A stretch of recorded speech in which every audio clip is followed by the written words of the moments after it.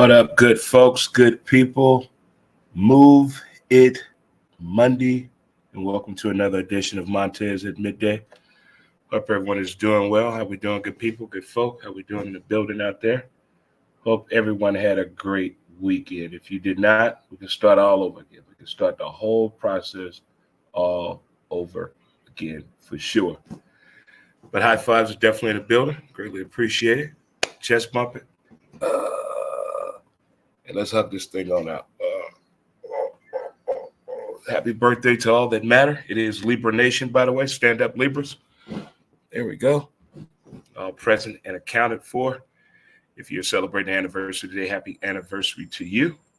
If you just had a great weekend and you off today, I do appreciate it for sure. You being here today and checking out the show. Whether you're watching on Facebook, Twitter, or YouTube, thank you so much. But don't forget to check out the website at www.dremontez.com. We're going to let it go. Ignore them. Give it time. Don't compete. Stay calm. It's on you. And laugh. You can get all that right there. Definitely taken care of for sure. What a weekend it was, depending on how you scoring, what completes a weekend. Did you go out this weekend? You had a whole lot of things going on in St. Louis. You had the festival down in Soulard. You also had Pride going on at Tower Grove. You also had some very interesting parties at Forest Park going on as well. And you also had some get-togethers based on college football. I heard Mizzou had a nice turnout at the Dome on Saturday. Congratulations to MIZ, ZOU. Not everyone can get to that point, but we're at that point right now. As I said, college football was all over the place. But I have a question before we get into sports. I heard the 911 call and I saw the video about the Navy pilot over Georgia who lost an F-35. He ejected from this plane. This 911 call, you please go to YouTube, type in the 911 call for the F-35. Just imagine that's you. Imagine that's you.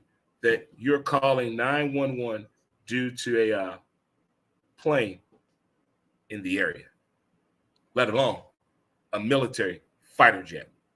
But check out that 911 call for sure. We might as well talk about the ghost in the building, but before we get to that, I want to point out something that was very obvious to me while watching the Colorado-Oregon game or Oregon. Note to self, on Saturday's college football show with my man Ray. Why is somebody blowing the horn? What, my man Ray? We broke down that game, and I said then, Oregon is way better team than Colorado. Nothing to hang your head down low about it all. But I found it odd and interesting that the comparisons that Bo Nix and Joey Harrington, former Oregon Ducks quarterback, have in common. And what I mean by that, they both had a giant cutout billboard, lifelike of them. Now, Joey Harrington, we know what happened with his collegiate career, his attempt at playing in the NFL. And I just found it odd that those two have the same type of story in their collegiate career. Colorado, on the other hand, that was an ass whooping, 42-6. Hey, when a team is much better than you and they're going to show it, damn what the coach said, they're doing it for clicks. We're doing it for wins. Okay, whatever you have to do to motivate yourself for your team, good for you. But if you break it down to its purest form, Colorado's going to lose next week as well. They're going to lose to USC. So if those are the only two losses that Colorado has this year, which I really think them the only two losses they're going to get is Oregon and USC, they're still winning. They're still getting into a bowl game. See, that's the thing about college football. There's a to-do list. There's a task at hand. And there's an obligation. And you also have your players on what is the overall goal of our football season. Being a Florida football Gator fan and fanatic, we won this weekend. Still got some indecisiveness on the offensive side when it comes to play calling. But I'm going to take that W for what it is. No need to panic yet until we get closer to playing other. But far as the college football philosophy, if you keep the list simple and doable, I think the verbiage becomes to the kids, okay, we can do this. But when you're trying to win your conference, when you're trying to win a national championship, when you're trying to get a top 5 recruit. See, that's too much. That's too much. Let's keep it real simple on what we're trying to do with this program, especially to my first-year coaches and my portal transfer athletes. You want to keep it something that's doable. And I think what Colorado is headed, this is a doable thing to outdo what they did last year, to get into a bowl game that makes sense, to get the people watching. The recruits are coming. But if you want to get a team that's down, the best time to get it is right now, i.e. Clemson. Good job, Florida State. Doable. The Ohio State and Notre Dame. You see what happens when you make the game bigger than what it is. Now, don't get me wrong. Notre Dame coach is a good dude. But why must we show the entire damn family every time they talk about him? We know the man has an attractive family. Let's see how long the marriage lasts. Huh? They haven't even been married 12 years yet, 15 years yet, hell, 20 years yet. Give me that. But I think we need to pause and slow down on showing the entire family every time they talk about Notre Dame coach. Why is that? Why is that? What if he was married to a stripper? Or a former stripper? Would the attention still be there? Welcome back, Captain Khaki Pants, that being Michigan coach, my man, Mr. Harbaugh. He came back with a convincing win, 31-7. I don't think it was more about the team. I don't think it was anything like that at all. They wanted to show Coach they've been disciplined when he was gone, and they want to go out there and have a good game. Could Michigan be a household name again? The way Uga is playing, I don't know. I can't tell you. It seems with some programs out there, the likes of the Bama, the likes of the Florida Gators, the likes of the Texas A&Ms, it seems like there's something going on when it comes with the play calling. Getting rapid-fire responses out of the offense. Understanding what's going on in the game. It seems like there is a common denominator out there that nobody wants to talk about. What's that? Leadership. Yep. I think it's missing across the board when it comes up to that term right there being leadership, as in value, is in recognizing it, and also the ability to play. It is being missed out there for sure. It's football, not a serious portrait studio. I agree. And I wish they could change the narrative around Notre Dame's football coach. I think he's doing a wonderful job. And Notre Dame still looks good to me, definitely with the addition at quarterback. Hey, that wasn't a bad loss. That was a hell of a game played by the Ohio State University, the Scarlet and Gray. All right, for sure. Already in the building. Don't know how your weekend went. I hope it went good. As I said, my Florida football Gators won. College football, to me, is a success in the whole over the weekend. I think it filled the void that need to be filled. So I'm going to go with that. Thank you so much, college football. I think Georgia, Michigan, Texas, and the Ohio State are definitely teams getting a little bit more attention. The Heisman situation, still up in the air a little bit to me. Mr. Caleb Williams in USC did not have the conventional win against Arizona State. It was kind of sloppy and ugly. I think the voters would definitely be taking a look at that. And then we also had to get through what we call NFL Sunday. I think relationships in football, especially Sunday football, really has a way to disturb your Monday. You can have a good day at work on a Monday based on what your football team does. You can have a good work day on Monday based on how your relationship status is. All those things come into play. If they're both failing, don't go to work. I made a little disclaimer video last night about not going to work today if you're a Denver Bronco fan. And we'll talk more about that and the state of the NFL after a word from our sponsor. Be right back, folks. More Montez at midday. Mountain Man Screw. As smooth as a river flows.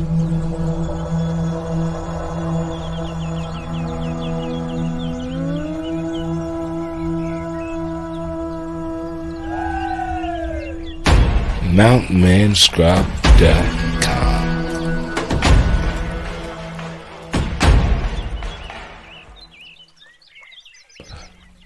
Get your scrub on. Hey, welcome back to Montez at Midday. I'm your host, Dre Montez, and welcome to Move It Monday, Make It Happen Monday.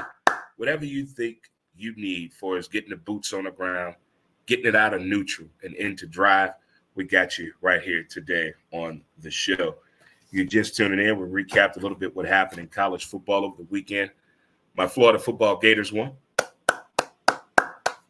The weather was outstanding this weekend. It was outstanding, beautiful weather. For the very first time I got to watch college football, I had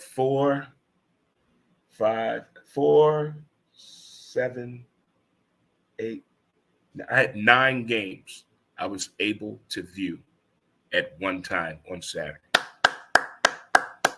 I teared up a little bit. It was like really emotional. It was like I can't believe the way we're able to watch television at home today. I felt like an accomplished person.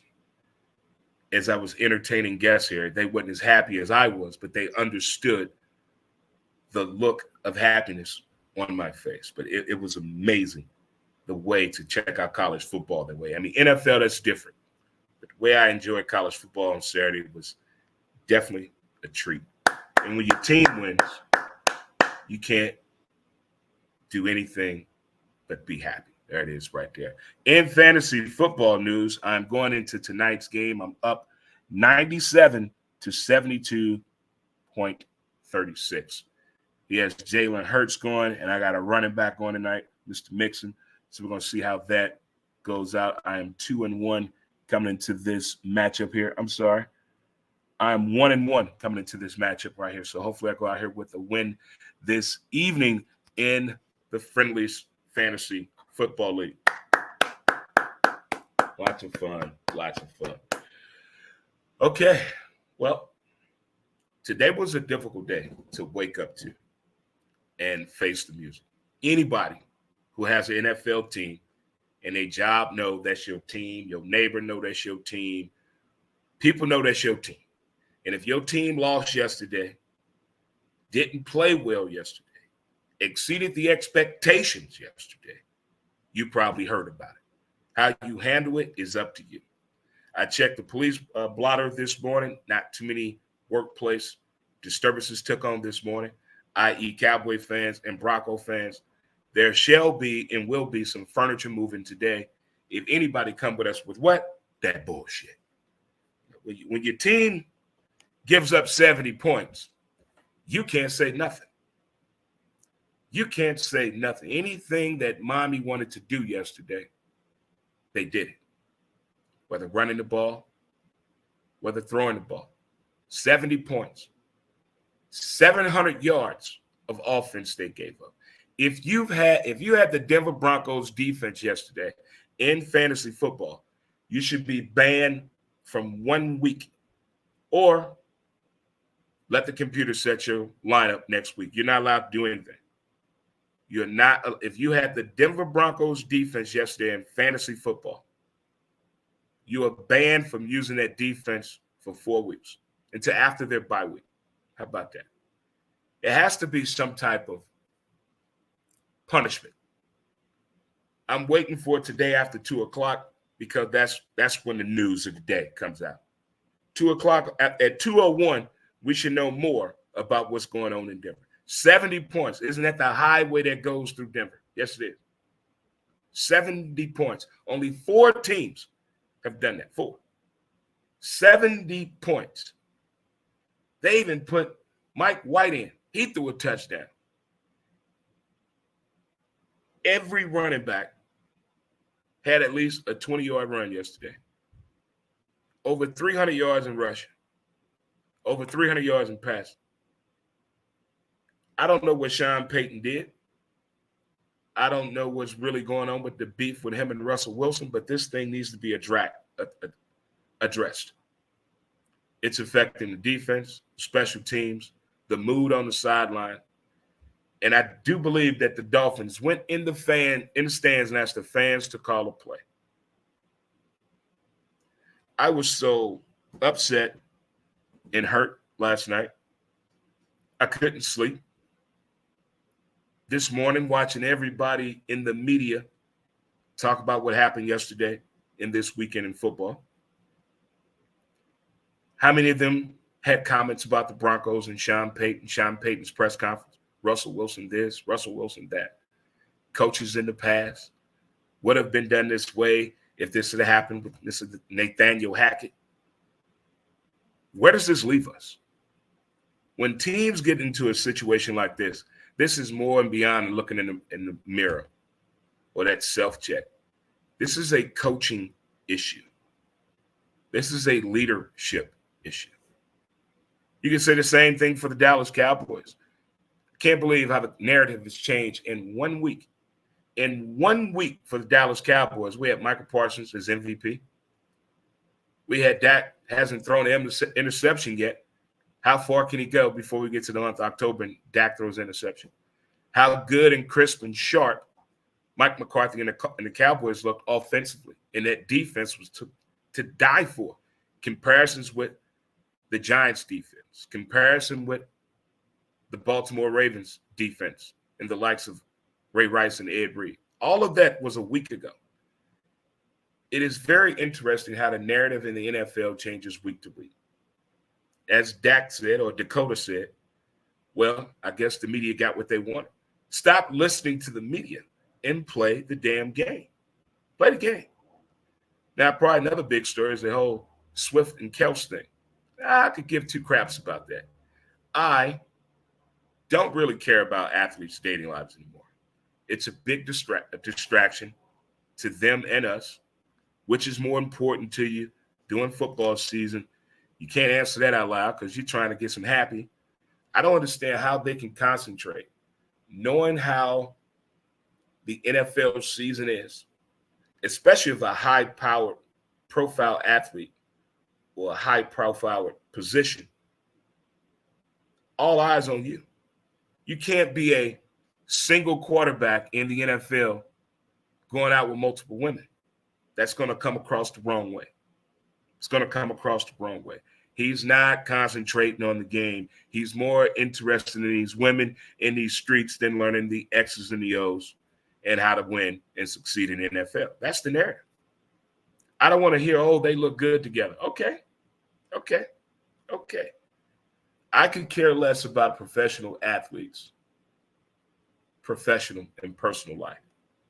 Because the moment they don't win or they're in a little slump, that's the first thing we're going to go to. Well, what else is he doing?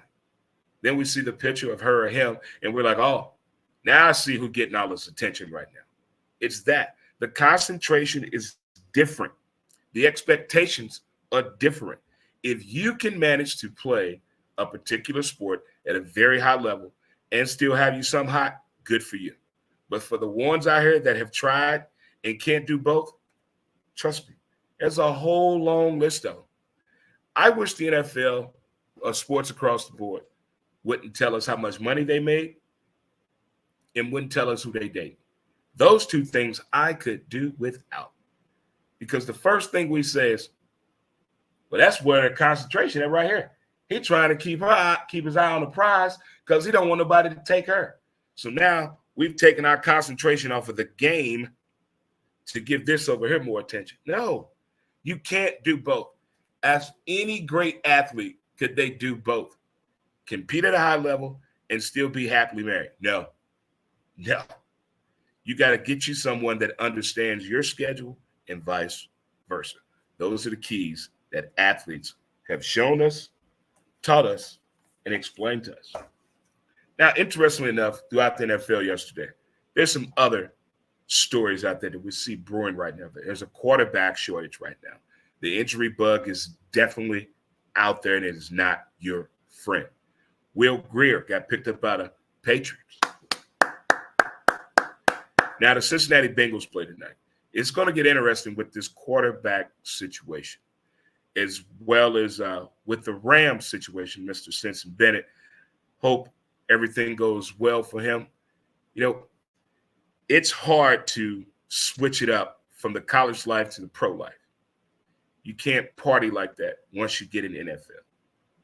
You just can't turn it off or your body's going to change differently. I hope everything works out just fine for Mr. Stinson Bennett, but I'm glad that the NFL and the NBA really takes alcohol abuse very, very seriously. That's what I'm looking at right there. So I believe between the quarterbacks in the NFL, the running back shortage and the running back situation, I still can't see who's trying to make a name for themselves offensively. And I have to say, Mr. Love with Green Bay, you're down 17-0 in the third quarter, and you find a way to turn that awful three-quarter performance around, own up to it, and win the game. Way to go, Green Bay. Way to go, Green Bay. Seems like every year we find ourselves questioning the heart and the true nature of the Baltimore Ravens. Is it Lamar? Is it the coaching? He has the weapons, has the defense, has a coach and a system that believes in him and is for him. But every time Baltimore gets in this pivotal situation late in September or mid-October, we get to wondering what's wrong with the Ravens and what's wrong with Lamar. Some teams get tired of the already being beat before the game mentality has started. Maybe that's what happened with the Colts yesterday. But either way, the Colts showed out yesterday. The Houston Texans and C.J. Stroud, when you get with a ball club that doesn't care, and the athletes know that, and you figure out a way to have fun anyway. It's like the movie Major League. When they knew the owner didn't like the team, she was wanting them to tank so she can move, get a better facility in a new stadium. I'm thinking that's the sense that the Houston Texans have. The belief system is out the window. And I think the players just said, hey, let's go out here and play ball. Let's win the games we can win, and let's compete in the games we can compete in. And the rest will settle for the rest. The rest will take care of itself. You have that type of approach, you can win those games 13-10. You could win those 24-21 games when you have that type of mentality of going all in. We all we got. Nobody over there cares about us but us. You get with an organization like that and you get that philosophy and thought process, you can get more wins than losses with that. I do believe that. I really do. I did not see the Dallas Cowboys going down that way. That whole momentum in game was a little different for me. It was a little different for me. It really was. And before we get out of here, one more thing that was a little different to me. Stephen A. Smith, throughout the first pitch Friday at the Yankees game. Well, Thursday night, he threw out the first pitch at the Yankees game. And let me just say this. I know kids 3 months to 6 months old that could put forth a better effort than that. Between Stephen A. Smith, attempted first pitch, the Colorado Buffaloes, the Dallas Cowboys, and the Denver Broncos. Take your pick. Take your pick. Take your pick right there. I think the only satisfaction I got was the company and my Florida Gators. That's it. That's it. That is it for sure. Thank you to the Pittsburgh Steelers for taking care of business. You know, as I lost the bet, I cannot wear any Bronco gear outside of my house in public until I honor the bet of donning the Vegas Raiders attire for my man Charlie. Congratulations, Charlie. We both were losers this weekend. All right. Both are losers this weekend. Hey, things happen. And everybody that loses, what do we say? We can't win them all.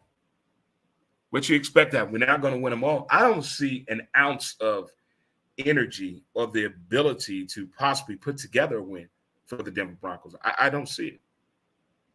But I'm waiting till today, after 2 o'clock, probably 2:01, we're going to get some type of breaking news from the sports world of the NFL. I can feel it coming. I can feel it coming. Baseball world and baseball nation, we're winding down on another end of a Cardinal baseball season. We'll really break it down. We're going to get together as we can as baseball fans and figure this thing out. We know we deserve better. We could have done better, but we didn't do better. The offseason is going to bring a lot of questions, a lot of uncertainty. Front office, who's staying, who's going, who's to blame, most importantly of them all. Well, thank you guys again for tuning into another episode of Montez at Midday. It has been a lot of fun on this Move It Monday, Make It Happen Monday. Boots on the ground, hashtag workflow. If you get a chance, please follow us on our website at www.dremontez.com. Thank you for tuning in to another episode of Montez at Midday. And we'll see you tomorrow at the same time, same bat channel here at 12 p.m. Central Standard Time. You guys have another great day and enjoy. Peace, and we'll see you